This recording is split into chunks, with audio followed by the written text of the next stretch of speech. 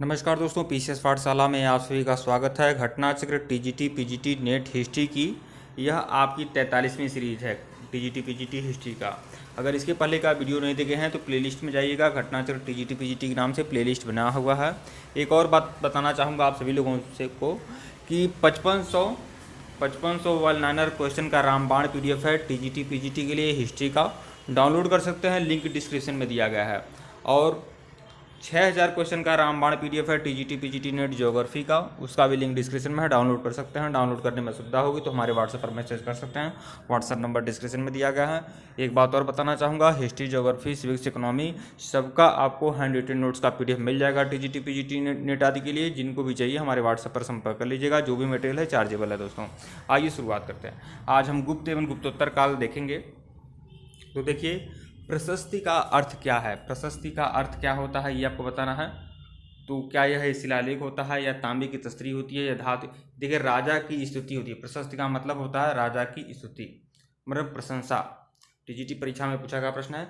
तो किसी व्यक्ति या वस्तु की प्रशंसा में लिखा गया भाषण या ग्रंथ ही प्रशस्ति कहलाता है। प्रशस्ति वंश के विषय में जानकारी देती है। इसका प्रयोग राजा या प्रसिद्ध व्यक्तियों द्वारा अपनी प्रशंसा में करवाया जाता है।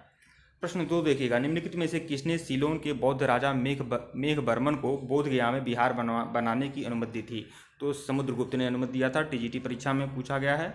समुद्रगुप्त का समकालीन लंका का राजा नरेश मेघवर्मन। देखिए, लंका को प्राचीन समय में सीलोन कहा जाता था। तो नरेश मेघवर्मन जो था, उसने चीनी स्रोतों से पता चला है कि इसने समुद्रगुप्त के पास उपहारों सहित एक दूत मंडल भेजा था और गुप्त नरेश की आज्ञा से उसने बोधि वृक्ष के उत्तर में लंका के बौद्ध भिक्षुओं के लिए एक विहार बनवाने की अनुमति मांगी थी। प्रश्न 3 देखिएगा, नालंदा विश्वविद्यालय और विक्रमशिला विश्वविद्यालय दोनों पाल वंश के दौरान विकसित हुए थे। तो बिल्कुल, नालंदा विश्वविद्यालय और विक्रमशिला विश्वविद्यालय दोनों खिलजी वंश द्वारा नष्ट कर दिए गए। तो यह भी सही है। तो कौन सा कथन सही है? तो दोनों कथन सही है। नहीं, देखिए यहाँ मैं आपको बता दूँ, यहाँ पर नालंदा विश्वविद्यालय विक्रमशिला विश्वविद्यालय, देखिए दोनों खिलजी वंश द्वारा नष्ट किया गया था। तो नालंदा को तो बख्तियार खिलजी ने नष्ट किया था, लेकिन विक्रमशिला विश्वविद्यालय को, इसकी जानकारी मैं आपको देता हूँ। कौन सा कथन सत्य है? तो केवल एक ही सत्य है। नालंदा विक्रमशिला विश्वविद्यालय दोनों पाल वंश के दौरान विकसित हुए थे।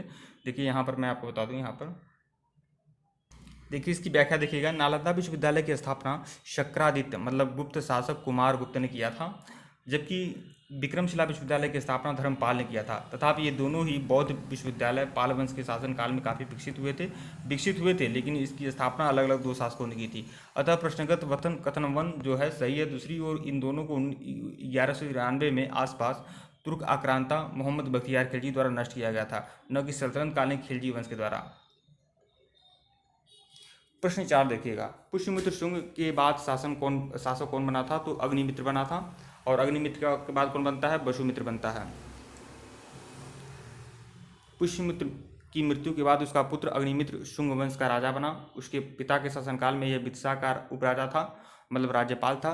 शुंग वंश का अंतिम राजा देवभूमि अत्यंत निर्बल और विलासी था। वह अपने शासन के अंतिम दिनों में अपने अमात्य वासुदेव के षड्यंत्रों के द्वारा मार डाला गया।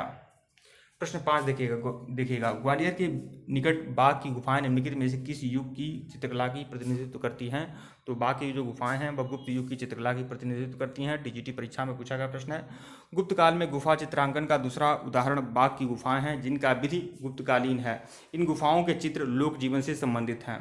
प्रश्न 6 देखिएगा, गुप्त काल में युद्ध और शांति का मंत्री माना जाता है। तो युद्ध काल में युद्ध और शांति का मंत्री किसे माना जाता था? संधि विग्रह को। संधि विग्रह गुप्त काल में एक महत्वपूर्ण पदाधिकारी था जो युद्ध एवं शांति का मंत्री होता था। प्रश्न 7 देखिएगा, निम्नलिखित में से कौन गुप्त शासक ने अश्वमेध यज्ञ संपादित करवाया था? तो कुमारगुप्त प्रथम ने भी करवाया था और समुद्रगुप्त ने भी करवाया था। तो विकल्प सी जो है वहाँ पर सही है। इसकी व्याख्या देख लीजिएगा। प्रश्न नंबर 7 की व्याख्या, कुमारगुप्त प्रथम के सिक्कों से पता चलता है इसने अश्वमेध यज्ञ का अनुष्ठान किया था। अश्वमेध प्रकार के सिक्कों के मुख्य भाग पर यज्ञयूप में बंधे हुए घोड़े की आकृति और पृष्ठ भाग पर श्री अश्वमेध महेंद्र मुद्रा लेख में अंकित है। परंतु अपनी किस महत्वपूर्ण उपलब्धि के उपलक्ष्य में कुमारगुप्त ने इस यज्ञ का अनुष्ठान किया था, यह ज्ञात नहीं है। यद्यपि वाराणसी के दक्षिण पूर्व में स्थित नगवा नामक गांव से प्राप्त एक पाषाण निर्मित अश्व पर चंद्रगु अंकित है। जे रत्नाकर ने इसकी साम्यता चंद्रगुप्त विक्रमादित्य के साथ की है और बताया है कि चंद्रगुप्त विक्रमादित्य ने अश्वमेध यज्ञ करवाया था, परंतु इस मत का समर्थन किसी अन्य साक्ष्य में नहीं प्रमाणित होता है। इस पर शोध कार्य जारी है। प्रश्न 8 देखिएगा, निम्नलिखित किस अभिलेख में पट्टवाय श्रेणी का उल्लेख मिलता है?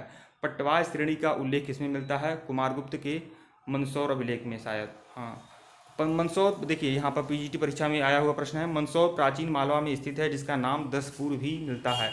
यहाँ से प्राप्त कुमारगुप्त के लेख में विक्रम संवत 529 की तिथि निश्चित है। यह लेख प्रशस्ति के रूप में, जिसकी रचना वत्सी भट्टी ने की थी।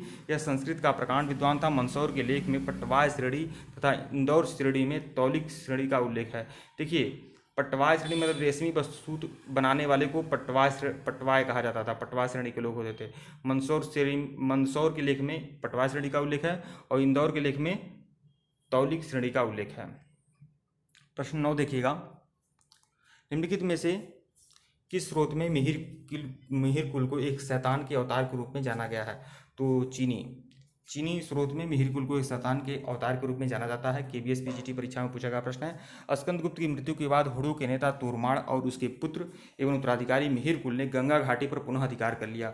मिहिर कुल अत्यंत क्रूर अत्याचारी शासक था। चीनी यात्री सुंग युंग तथा हेनसांग ने मिहिर कुल को शैतानी शासक बताते हुए बौद्ध विरोधी बताया है। गौरतलब है कि ग्वालियर के लेख में इसे महान पराक्रमी और पृथ्वी का स्वामी कहा गया है।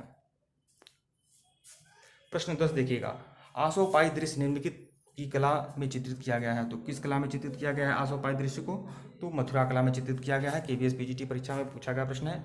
मथुरा कला में आसोपाई दृश्य चित्रित पाए गए हैं। मथुरा कला की मूर्ति के प्रथम दर्शन और उसकी पहचान 1836 में हुई है। आजकल यह कोलकाता के संग्रहालय में है। यह आसोपाई का दृश्य है। एस ग्राउज ने 1832 में पालीखेड़ा नामक स्थान से यहाँ की दूसरी महत्वपूर्ण प्रतिमा आसोपाई कुबेर को प्राप्त किया है। कुबेर की आसोपाई मूर्तियाँ मथुरा के पालीखेड़ा, नरौली और मेहरौली से प्राप्त होते हैं। प्रश्न 11 देखिएगा, निम्नलिखित किस अभिलेख में चंद्रगुप्त विक्रमादित्य को राजाधि राजर्षि की उपाधि दी गई है? राजाधि राजर्षि की उपाधि किस अभिलेख में दी गई है? चंद्रगुप्त विक्रमादित्य के उदयगिरि लेख में।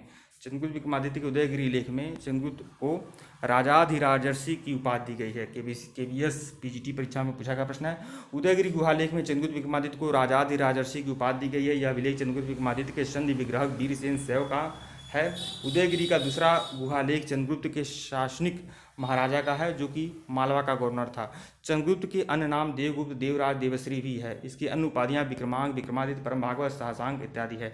चंद्रगुप्त का कला और साहित्य के प्रति अगाध प्रेम था। उसके दरबार में 9 रत्न रहते थे, 9 विद्वान रहते थे, जिसे नवरत्न कहा जाता था। कालिदास, धन्वंतरी, छपड़क, अमर सिंह, शंकु, बेताल भट्ट, घटकरपर और बारह मिहिर और भरूची जैसे विद्वान इसके नवरत्न थे। प्रश्न 12 देखिएगा, दरबार के नवरत्नों का संबंध किससे था? तो चंद्रगुप्त विक्रमादित्य से, मतलब द्वितीय से। चंद्रगुप्त विक्रमादित्य कहिए या चंद्रगुप्त द्वितीय कहिए, पीजीटी परीक्षा में पूछा गया प्रश्न है। प्रश्न 13 देखिएगा, अश्वमेध प्रकार के स्वर्ण सिक्के निम्न के द्वारा चालित किए गए थे। अश्वमेध प्रकार के जो सिक्के थे किसके द्वारा चलाए गए थे? तो समुद्रगुप्त के द्वारा चलाए गए थे। विकल्प बी।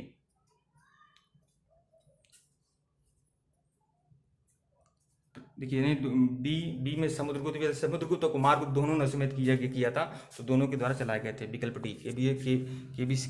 केबीएस पीजीटी परीक्षा 2011 में पूछा गया प्रश्न है, 2018 में।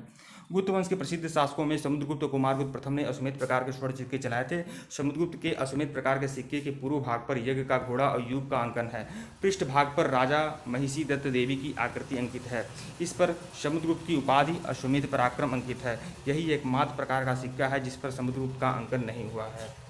समुद्रगुप्त के अन्य स्वर्ण सिक्के में गरुड़, धनुधारी, परशुधारी, व्याघ्रहंता, बीड़ावादन प्रकार के सिक्के भी मिले हैं। वहीं कुमारगुप्त प्रथम के द्वारा चलाई गई मुद्राएं खड़गदारी, गजारोही और प्रतिरथ, कार्तिकेय और अश्वमेध प्रकार के हैं। प्रश्न 14 देखिएगा, गुप्त काल के दौरान लोकरका के रूप में किस देवता का उल्लेख मिलता है? लोकरका के रूप में किस देवता का उल्लेख है? तो सूर्य का उल्लेख है। एनबीएस पीजीटी परीक्षा में पूछा गया प्रश्न है। गुप्त काल के दौरान लोकरका मतलब लोकार्क के रूप में सूर्य देवता का उल्लेख मिला है। अभिलेख में सूर्य देवता के विभिन्न नाम मिलते हैं, जैसे भास्कर, आदित्य, वरुण, स्वामी, मार्तंड इत्यादि। मंदसौर शिलालेख के प्रारंभिक श्लोकों में सूर्य की उपासना की गई है। इसी तरह स्कंदगुप्त के कला का इंदौर ताम्रलेख सूर्य पूजा से भी प्रारंभ होता है। इंदौर ताम्रपत्र में 2 क्षत्रियों द्वारा अंतर्वेदी मतलब गंगा यमुना दोआब का क्षेत्र में एक सूर्य मंदिर के निर्माण का भी उल्लेख है। प्रश्न 15 देखिएगा इस सीरीज का सबसे आखिरी प्रश्न, किस वंश के शासकों द्वारा भूमि अनुदान का प्राचीनतम अभिलेखित साक्ष्य प्राप्त होता है? तो सातवाहन शासकों के द्वारा। सातवाहन शासकों के द्वारा जीआईसी प्रवक्ता परीक्षा में पूछा गया प्रश्न है। सातवाहन वंश के शासकों के अभिलेखों में भूमि और ग्राम दान में दिए जाने का उल्लेख प्राप्त होता है। भारत में भूमि अनुदान का प्राचीनतम अभिलेखित साक्ष्य सातवाहनों के समय में प्राप्त होता है, जब महाराष्ट्र क्षेत्र में अश्वमेध यज्ञ के समय उपहार स्वरूप पुरोहितों को एक गाँव दिया गया था। ठीक है दोस्तों, वीडियो को लाइक और चैनल को सब्सक्राइब करेगा। डिस्क्रिप्शन में लिंक टेलीग्राम को बिल्कुल ज्वाइन करेगा। और वीडियो नहीं देखे हैं तो जाइए प्लेलिस्ट में चेक करिए, घटना चक्र टीजीटी पीजीटी नेट हिस्ट्री के नाम से प्लेलिस्ट है, पूरा का पूरा कंप्लीट कराया जा रहा है। और इसी तरह से सारे आपको घटना चक्र का जो मोटा बुक है टीजीटी पीजीटी नेट के लिए वो कंप्लीट करा दिया जाएगा। जो KVS, NBS, DSSB, UP, Bihar, Rajasthan, Chhattisgarh, TGT PGT, LT grade, UGC net सबके लिए इंपॉर्टेंट रहेगा। धन्यवाद आप लोग को।